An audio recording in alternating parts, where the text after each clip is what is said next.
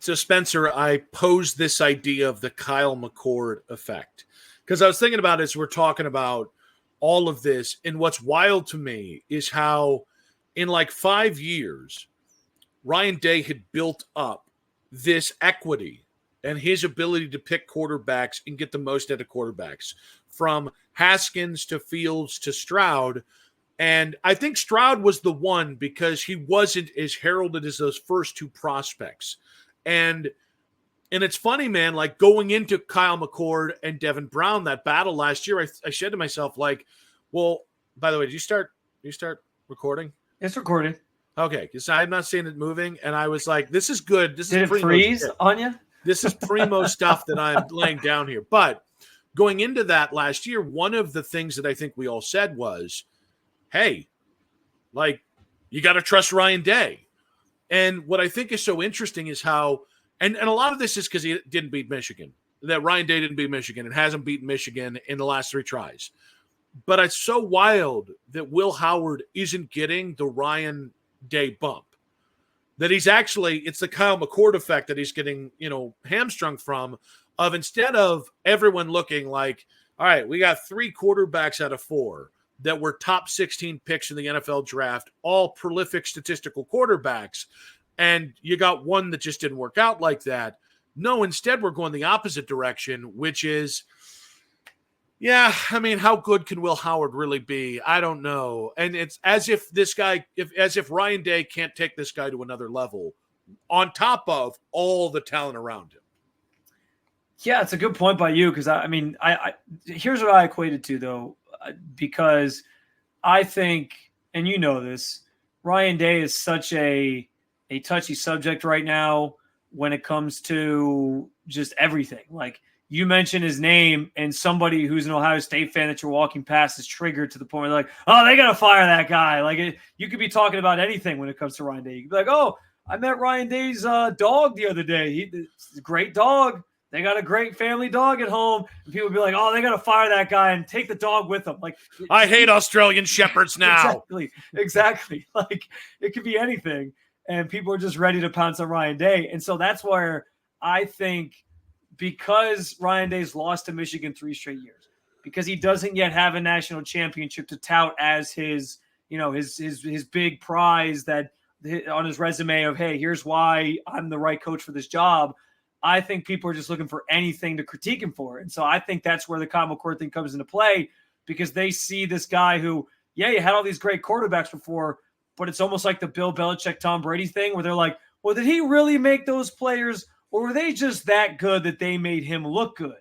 And there's probably a little bit of give and take to that. Like, I do think those players are really good and made Ryan Day look better, but we're also talking about college players where it's like these guys come in very, very raw, and he helped take them to that next level. And he, again, Justin Fields, Dwayne Haskins, he gets credit for those guys because even though that was under Urban Meyer, he was the quarterback coach. He was working very heavily in the offensive game plan. Like, he is the person who helped take those guys to the next level and help them get to the NFL and springboard their careers. So I think that should not be forgotten, but I understand it's such a touchy thing that people are just going to look and be like, well, look what he did with Kyle McCord. How good can he be? And I do think that's unfair. I'm expecting him to get a lot more out of Will Howard than Will Howard gave at Kansas State, or that Kansas State got out of him, I guess.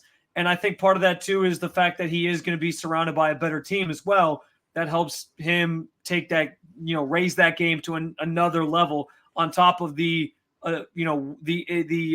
teaching that Ryan Day kind of puts him through. So what's interesting about what you just said is, in a way, I think Will Howard is going to prove either theory.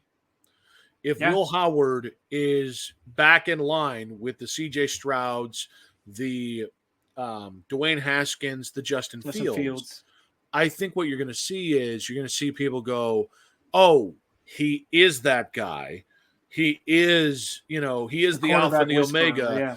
And if he's more in line with Kyle McCord, I mean, that might be the end of him in Columbus, which is wild. And actually, I'll go one step further. Either way, Will Howard could be the end of Ryan Day in Columbus. Because if he's Kyle McCord, there is going to be – I don't know that they'll pull it off, but there are going to be petulant Ohio State boosters who start stomping around like baby hippopotamuses and want their way and want an upgrade. And okay, they've got the power. I don't have that power. And then on the other hand, like, I'll be honest with you, I thought Jim Harbaugh was going to leave Michigan at some point as soon as they messed with his money back leading into that first season that he beat Ohio State. Yeah. Because he was a prideful guy. He is a football guy. He is a Michigan man. And quite frankly, other Michigan people used good, not great football to treat him like crap. And so I don't think Jim ever forgot that. And so in a way, Jim gets it all. Jim beats Ohio State 3 straight times. You see that jump in that program to a top 10 program each one of those years. And then he walks off with a mic drop that says, no matter how much you pay me, F you, I haven't forgot. I'm going to go back to the NFL after winning a national championship, which we haven't done in 27 years.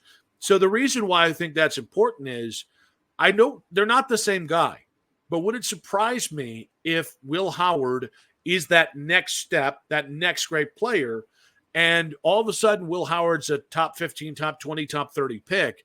Ryan Day wins a national championship, and Ryan Day goes, well, look at my record. Look at what I did this last year. All right, somebody's going to come with $100 million offer from the NFL. I've proved my Ohio State worthiness. I can get any job I want. If I don't work out in the NFL, I'll see you later. Like, I think it's interesting a year later, if this goes right with Will Howard, we could be talking about that same playbook, that same card being played by Ryan Day. Well, and I also think, too, because there are some people who are still have their doubts about Will Howard and how good he really is. Like, again, I mentioned some of the names of guys that they were also interested in, Riley Leonard, Cam Ward, and they missed out on those guys. Like, if he has a really good season, they're going to have, like, the people who are sitting here saying, like, well, I don't know about Will Howard. If he turns Will Howard into like a bona fide, I mean, maybe I don't know that he'll necessarily turn him into a number one or a first round pick in 1 year. But if he turns him into like a quarterback that's getting a lot of buzz at the next level and they win that national championship and all that, people are going to have to admit finally, like, okay, this guy knows what he's doing with quarterbacks. He had one bad egg among the group, and it just didn't work out with Kyle McCord. And that's that, on top of giving him credit for whatever else he accomplishes this season. But you are right. Like, he is putting his faith in Will Howard to basically save his job. Because if Will Howard plays great, well, and here's the thing, Will Howard could play great, Justin Fields, CJ Stroud and they could lose to Michigan and he still might be out of a job for all we know. But he at least will go out proving the thing that we all have said about him, which is he's a great offensive mind. He can get the most out of quarterbacks, and that's worth something. But, yeah, if Will Howard plays poorly, we know that what that probably means for him and his job security, and he's probably looking for a job elsewhere, whether it's the NFL or somewhere else in college next year. So, yeah, I mean, this is the guy he's put his eggs in the basket with, and he's got to kind of ride it out now. And obviously we're all hoping that he proves to be that coach that boosts and lifts quarterbacks, and that the Kyle McCord thing was just a one-off. And don't forget, Ryan Day's name has been mentioned in NFL circles. Ryan Day has experience as an assistant under Chip Kelly. I want to say it's 2 or 3 years in the NFL. So he's got recent, within the last decade, experience. But I just think, to kind of draw a big picture here, I don't know any coach in America that I can say, if this goes poorly, because you didn't win a national championship, but maybe you won 11 games, you're going to get fired. And if this goes well, you're going to have your pick of jobs in the NFL, and someone might look at you and go, hey, I'm going to take your quarterback 1, 3, 5, 10. Why don't you come here and coach him and get more out of him? Like, I don't know of a coach with those kind of standards that if he wins a national championship could have any job in college, is obvious, but could have a pick of a slew of good jobs in the NFL, including Philadelphia, by the way, including Dallas, by the way. And if it doesn't work out, which means winning 11 games, he could be fired. Like, that's Yeah. That like just kind of try to put that in perspective just kind of blows my mind a little bit. Yeah, and that was something I talked about several episodes ago, just with the pressure meter on I think all these different coaches around the sport. I think that Marcus Freeman's probably up there from Notre Dame. I think Kalen DeBoer's up there for pressure just because you're following Nick Saban. He's not in danger of getting fired year one, but there's always going to be an expectation when you follow that guy to keep the program at a certain level, and if you don't, well, you lose year one, people will lose their patience pretty quickly going into year two. But I do think Ryan Day has the most pressure on him, and the situation kind of calls for that because, again, like you said, like everything that's at stake for him, and he has to now prove that the Will Howard move was the right one and get the most out of that guy to take his team to that level. And I think what's interesting is now, what does this also mean for the other quarterbacks? Yeah. Devin Brown being named number 2 quarterback doesn't really mean anything. I think it's something we see a lot of. Guy loses the starting job, loses the quarterback battle, and immediately transfers out. Now, Devin's talked a big game on this. I'm not sure that that's what I expect, but the more I thought about it, listen, it's good to have an experienced backup, so that's a good place to start from. And I also wonder if you're Ohio State, is there any part of you that's like, it wouldn't be the worst thing if you had to bump Keen Holtz or one of the 2 freshmen up the depth chart if Devin Brown did peace out? Like from that standpoint, it does feel like there's a no-lose situation, provided Will Howard stays healthy this year. Yeah, Devin Brown is interesting because he kind of feels like that old school breed of player who's like, I committed to you, I'm not quitting no matter what, and he's said as much. But you also got to wonder at some point, like he has to look around and realize I've been passed over now multiple times in multiple years. I was a top recruit coming out of high school. I want at least a shot to start somewhere. And maybe it's like, maybe his path is, maybe his path is he has a chance to win a national championship this year and be a part of something great. So he sticks around. And then next year he's like, all right, I got my ring, or, we came close. I'm going to go somewhere else. Because like even next year, like I'm already envisioning, I'm not trying to look too far ahead because I do want to enjoy the season, but I'm already envisioning next year being like the summer of Julian Sayin versus Aaron Nolan, right? Like that's going to be the thing we're talking about, assuming they both stick around, where those 2 guys are duking it out for the starting job. And if that happens, then like, where does that leave Devin Brown yet again? Like he could get passed over yet again. So I give him a lot of credit for being, willing to, be told over and over again that, hey, there's just somebody who's just a little bit better than you. So you're going to be our number 2 quarterback. He deserves a lot of credit though for sticking it out and being committed to the program. But I do wonder what it means for him specifically. I think the other guys, especially the 2 freshmen, it feels like this is a situation where they just kind of wait it out and then next year see who wins and then somebody transfers out. But I mean, they seem to at least have some faith in, again, the conversation we just had about Ryan Day developing quarterbacks. So I would imagine they probably want to see what they can get out of it before they just completely peace out. But maybe one of them leaves after the season. We'll see. But yeah, I think Devin Brown's the one that I could see leaving before the season or entering the portal at some point here just to be done with it. But I also get the sense that that's just not him. So it's kind of an interesting question when it comes to Devin specifically. I see the freshman.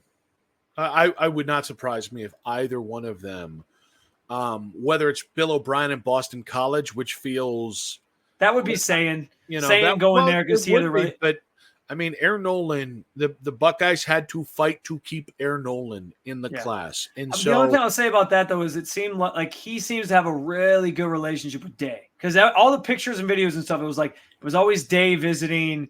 So, but the Sayin one makes some sense because obviously he went to Bama when Bill O'Brien was there. But yeah, I mean, either one of these guys could ultimately be like, yeah, I'm out. Everybody has a great relationship with a coach until they're the 5th string quarterback. And which, by the way, the 5th string quarterback at Ohio State seems to be better than the 1st string quarterback at most major colleges. But again, there is the ego factor here. There is people in your ear saying, oh, I can get you money if you go over here. Yeah. There's just so many things these young guys are going through now that I just don't – I think those are the pressure points that make a lot more sense than a guy in Devin Brown who has said – you know what? I'm here to fight. And with Devin Brown, he's one injury away from having his chance. You can sell yourself on that. Whereas if you're either one of the young quarterbacks, any one of those three guys, that's like, wait. So I got to wait for Howard to get injured, and then Devin Brown, and then maybe Lincoln Kienholz. You know what I mean? Yeah. No, you're right. And that kind of goes back to, again, like, why people go to Ohio State. The NIL stuff that they've now started investing in more is obviously a huge part of that. But we've had, lengthy conversations on this show about the idea that when you commit to Ohio State, it's about more than just the NIL stuff. And I'm not saying they should just be like, well, we recruit off of reputation alone, because that's not going to get you very far in today's day and age. But the combination of the NIL stuff plus the fact that you get sold on this idea that at Ohio State, they're going to turn you into an NFL player and an NFL prospect and get you ready for that level, that stuff does matter to these recruits.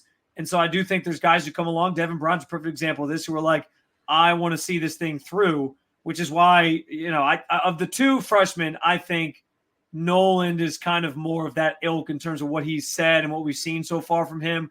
But again, maybe he would be the one that dips and that pays the way for saying next year. But it'll be fascinating to see if it has any impact. But I also think too, like, again, they understand what they signed up for when they came to Ohio State. I also think they understand when the team went and got Will Howard, what they were signing up for to an extent as well. And they stuck it out through the spring to this point. So hopefully they follow suit here in the fall. All right, guys, we've got one more segment to go. 4 Down Territory leads off with preseason polls. You know it, you love it. But first, a quick word from our sponsor.